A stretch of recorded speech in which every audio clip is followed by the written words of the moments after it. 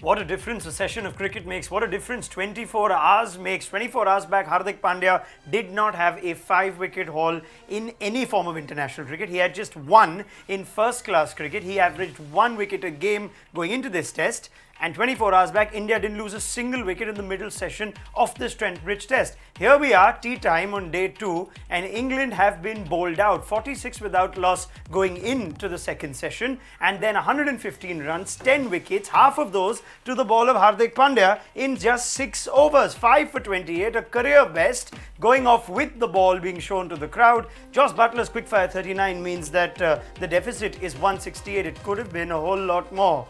We have a lot to talk about on ESPN Cricket for Matchday. Hello and welcome. Akash Chopra still with me. Stephen Harmison will also get into things, and we'll also get views from Nagraj Golapuri, who's at Trent Bridge. Akash Chopra, take that away. All yours. Okay, so I raised my hand. We all joined the club Yes, of people, and we ended the show at lunch questioning Hardik Pandya's So selection. I was actually advocating for his exclusion for a frontline batsman, but then I do know how the taste of your own words actually feel. Bowled well, bowled full, and one thing has come out quite clearly. One, if you take catches, you can dismiss the opposition slightly cheaply. So a lot of catches were taken, Pant and Rahul. And also, if the ball is swinging, then even the English batsman can't bat.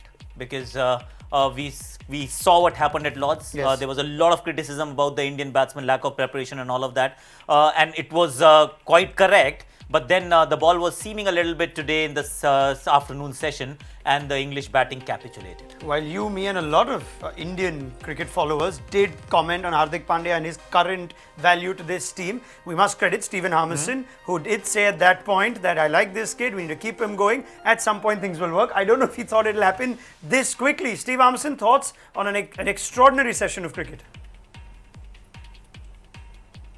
Yeah, I didn't think it would happen this quickly. I just think if you've got a young man and he's got talent, he can bat and bowl. Give him a chance. And you know, India too quick to do the revolving door. Well, not with this guy, I don't think, because you know he complements the team very, very well. He's a confidence player, massive. You can see by his body language. You can see by his demeanour. You know, we've seen him at Edgbaston when he was going in a tight situation. There he was, listening to music, dancing. And I think he's one of these kids where, if he gets on a roll and gets off to a good start, watch out, because he will do something devastating. And he was. Put the ball in the right area, you're going to get the odd 4-ball with him, but if it does swing in and he pitches it up, and when he's batting, if it's in his area, he will not frighten to throw his bat at it.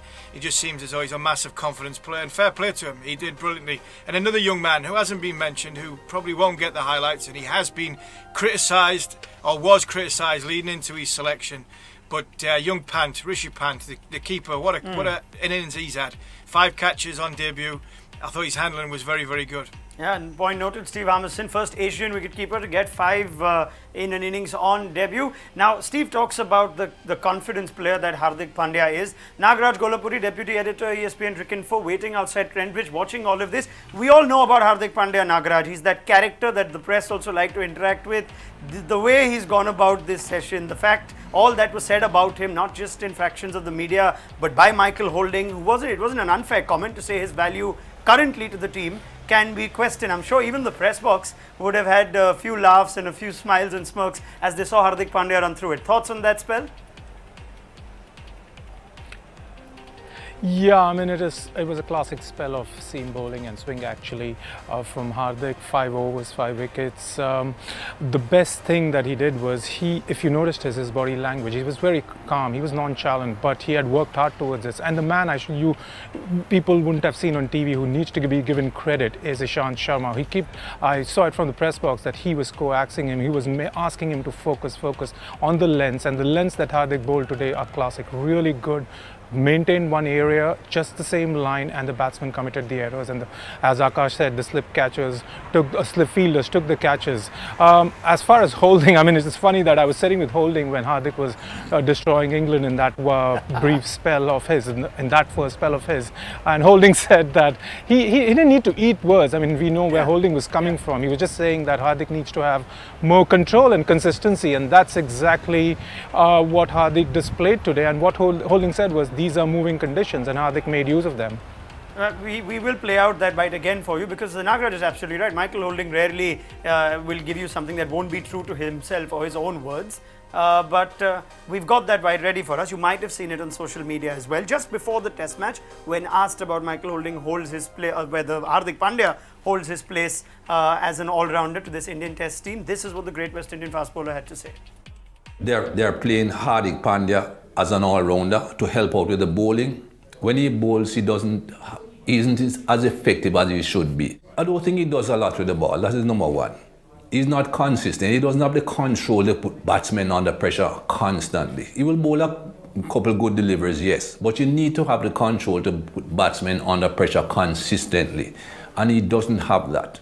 If you're going to be a frontline bowler anywhere in the world, if you're going to be someone that your captain can rely on, that can throw you the ball and expect you to get wickets and expect you to have control, he's not really the man, in my opinion.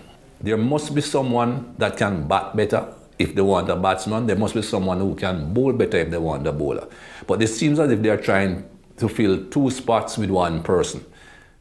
He's not there yet.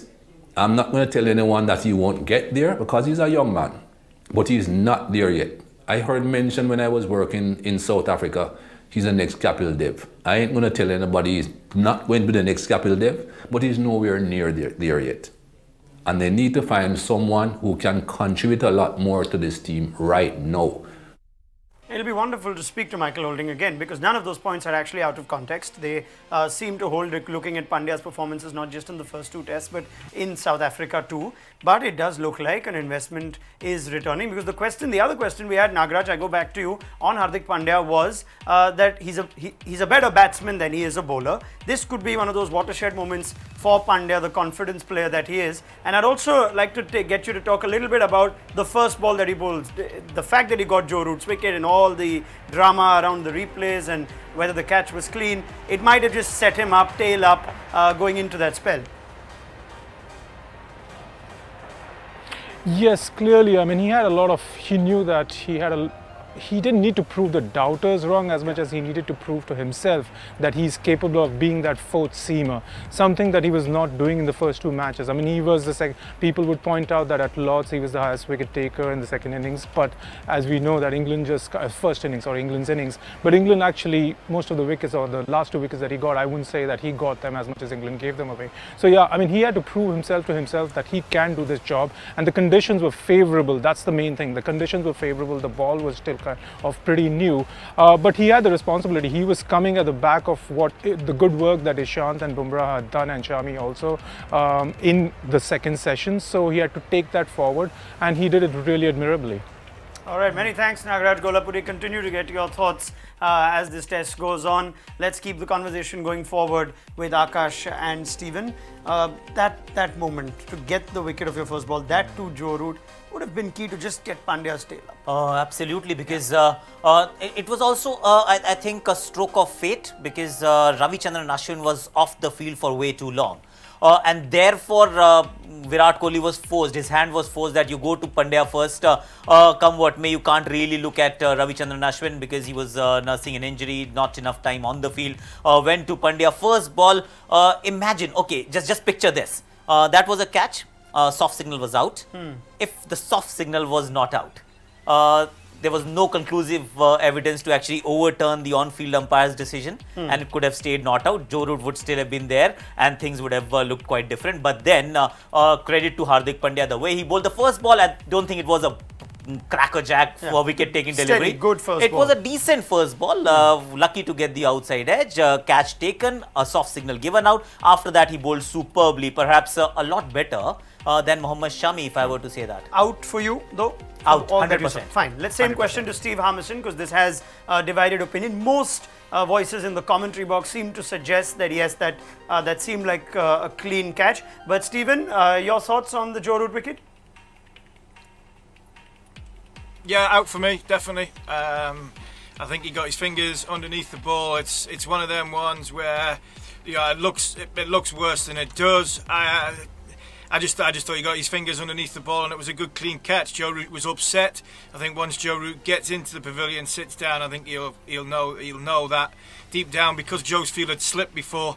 He'll know that when you get your fingers in them position, 9 times out of 10, it actually has hit the base of the fingers and it's gone up. So it'll give Pandya a lot of confidence going into what was the rest of his spell. I thought he bowled fantastically well, and to be fair, it doesn't matter how the wicket comes, because we've seen some horrendous balls get wickets.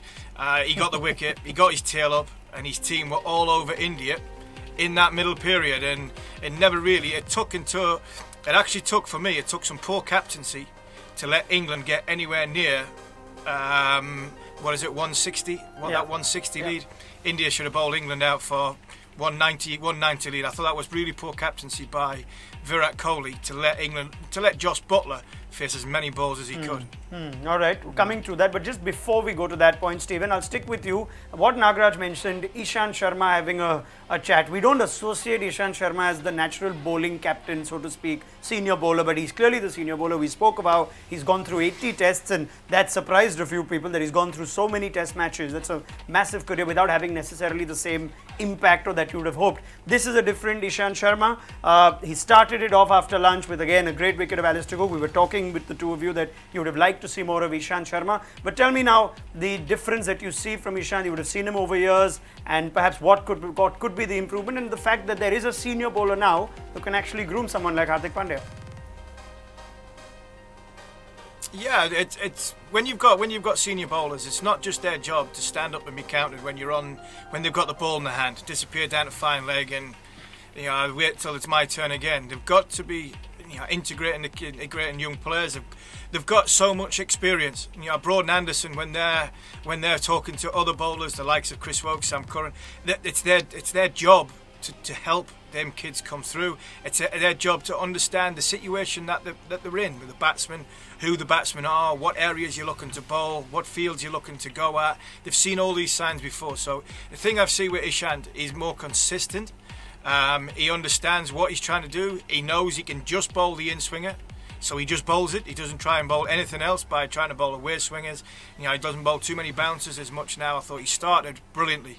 That spell at Alistair Cook was fantastic, and he really he didn't just put England on the back foot.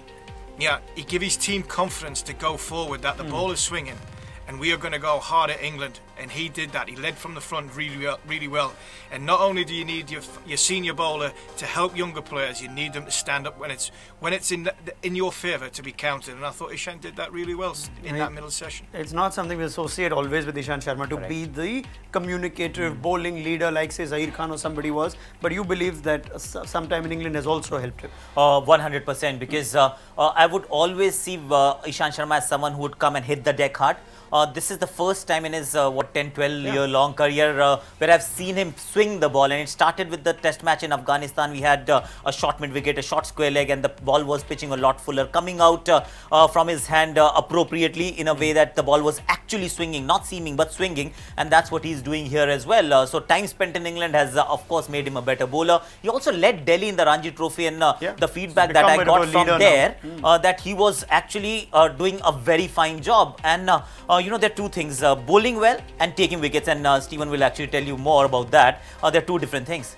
It may look like a very good spell of bowling, but taking wickets is something else. It takes pitching the ball maybe a lot fuller, tad fuller, maybe risk and reward. You get hit for a couple of boundaries, but you still take wickets. So those things, those little tidbits can come from someone who's been there for 85, 90 test matches. I mean, tell you what, he got the 7 for last time. I think this is the best he's been bowling. Would you agree? I agree. This series has been his best series thus far. It'll finish as his best series as well. Very well. Akash Chopra, Steve Harmison, we will have plenty to talk about at Stumps on day 2. Many thanks, gentlemen, for your thoughts. And do join us for our post-match show on ESPNcricinfo.com. Download the app as well. Viewers in India can catch live clips and highlights. This is a session you do not want to miss as India come back to extend that lead that they've now got in the first innings against England.